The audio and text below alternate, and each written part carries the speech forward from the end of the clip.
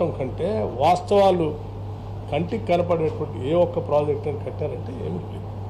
నేను ఎప్పటికైనా చెప్తా ఉన్నాను, ఇలా గత 10 సంవత్సరాలు మంత్రిగా చేసిన ఒక పెద్ద మనిషి పబ్లిక్ లైఫ్లో తిరుగుతూ అక్కడెక్కడ ఉంటూ ఒక ముఖ్యమంత్రి స్థాయి ఉన్నటువంటి వ్యక్తిని పట్టుకొని హౌలే అంటాం కానీ ఒక సన్నాసి అని అంటాం కానీ ఇది ఎటుపోతా ఉన్నాం?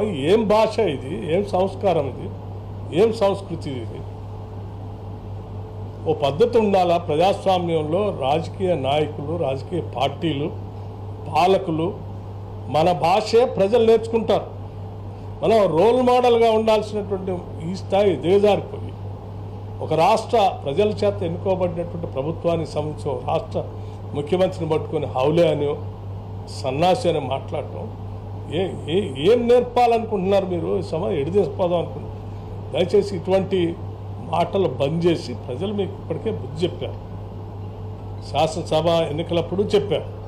పార్లమెంట్లో అసలు ఒక్కటి కూడా లేకుండా మీరు కారు 16 అంటే 0 ఇచ్చి పంపించారు. ఇంకా మీరు ఏంటి ఏమాత్రం ప్రజలు ఇచ్చిన తీర్పుని గౌరవించకుండా ఇంకా బయటకు వచ్చి అడ్డగోలుగా మాట్లాడటం, నోటికి వచ్చినట్టు మాట్లాడటం సరైనది కాదు. దీన్ని నేను తీవ్రంగా ఖండిస్తూ ఉన్నాను. ఇక నుంచైనా ప్రజా జీవితంలో ఉన్నటువంటి పెద్ద మనుషులు ముఖ్యంగా మీ ఆక్రోశం ఇక అండర్స్టాండ్. 10 ఏళ్ళు అనుభవించిన అధికారం పోయింది అనేటువంటి బాధ మీకు ఉండొచ్చు.